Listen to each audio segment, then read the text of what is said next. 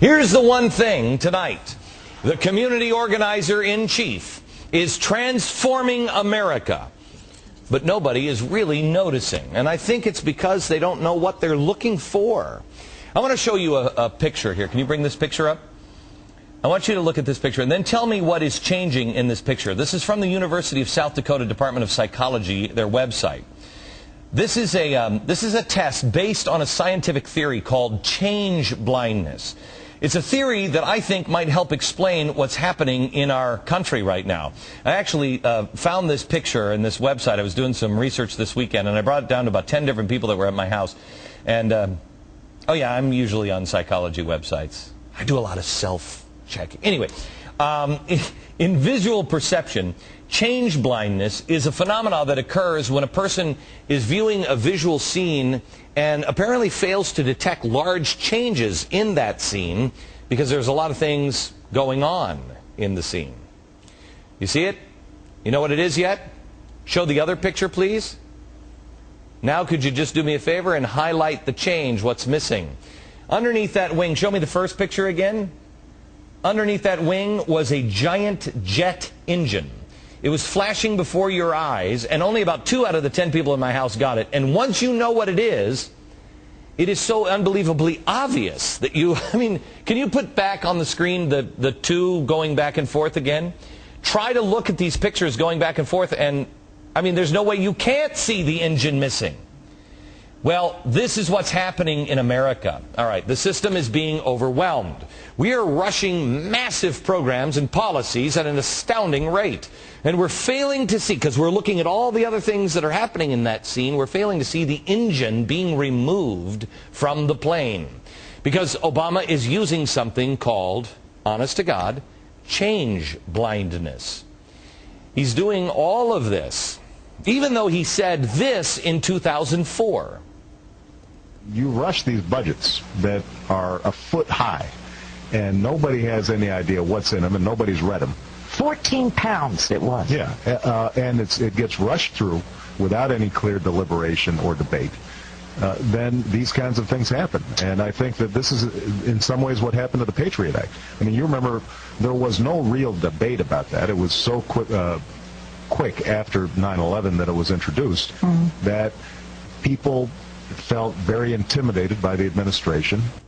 People felt intimidated. Wow, that sounds familiar. But now in 2009, it's totally cool to jam through $787 billion stimulus bill, a massive expansion of children's health care, a cap-and-trade energy bill that nobody really debates, and oh yeah, a complete overhaul of the entire health care industry in 6 months.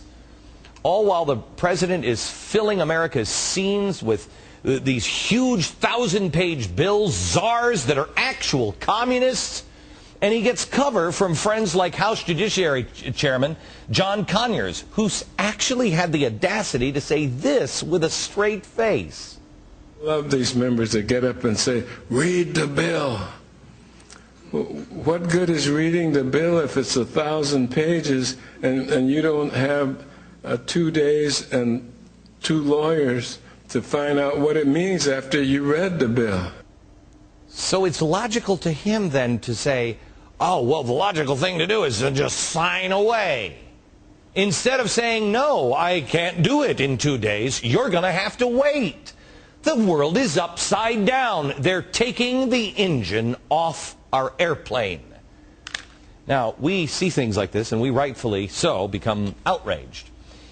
And, you know, I know it's crazy to ask, you know, our elected officials to read bills before they vote on them or actually listen to us and not continually assault us.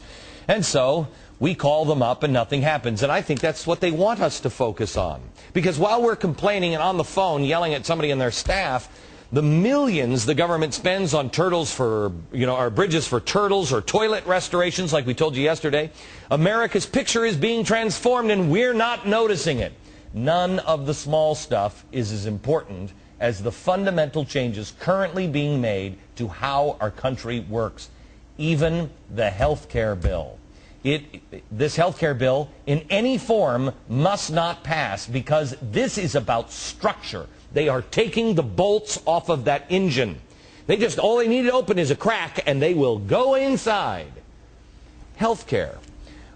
Has anybody asked who's behind the health care bill? Let me ask you this. Has anyone said, gee, these are so complex. They're 1,300 pages, each of them. They have 10,000 pages that have been produced in the last 6 months. Gigantic, complex bills. Who did this? Who wrote that? Who knows it? Who's behind the health care bill? Let me ask you a question. If a doctor said, hey, I've got medicine for you.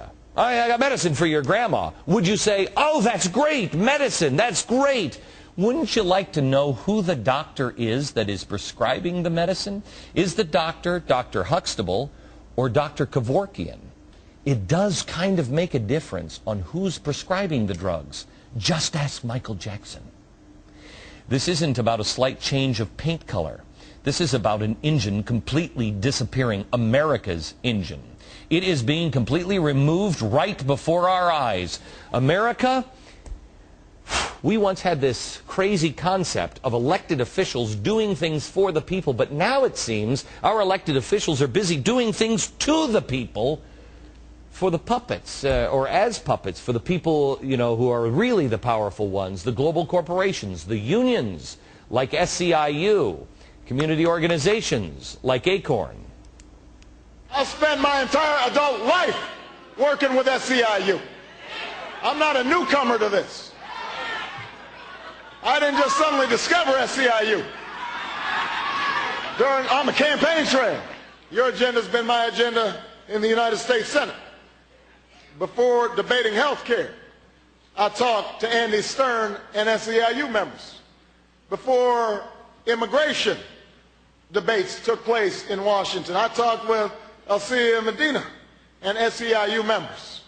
Before the EFCA, I talked to SEIU. Before I even get inaugurated, during the transition, we're going to be calling all of you in to help us shape the agenda. We're going to be having meetings all across the country with community organizations so that you have input into the agenda for the next presidency of the United States of America. I want to ask you this question, America. Do you think those meetings went like the town hall meetings where all the questions are staged and he's just, you know, laying out his plan for everybody? Or is he actually meeting in the White House? Is he meeting with the average people in the White House? Who's in charge of this? I'm just asking America, will you start to ask the officials the tough questions and hold their feet to the fire? The tough question is, who's actually running this country? Is it the all-knowing Messiah, Barack Obama, or is he just handing things over to special interest groups like SEIU and Acorn, pushing their agenda? By the way, those two organizations are inseparable. I want to make this warning to you. Once you see the pictures of the plane, once I pointed out that the engine was missing, you couldn't see it any other way. Let me tell you something. Once you see the picture of what they're really doing, you will not be able to see it any other way. You won't believe that you've been looking at this picture for so long and you completely missed something so huge. And I warn you of this because if you're anything like me, you will have many, many sleepless nights wondering how everyone else has change blindness and just can't see it.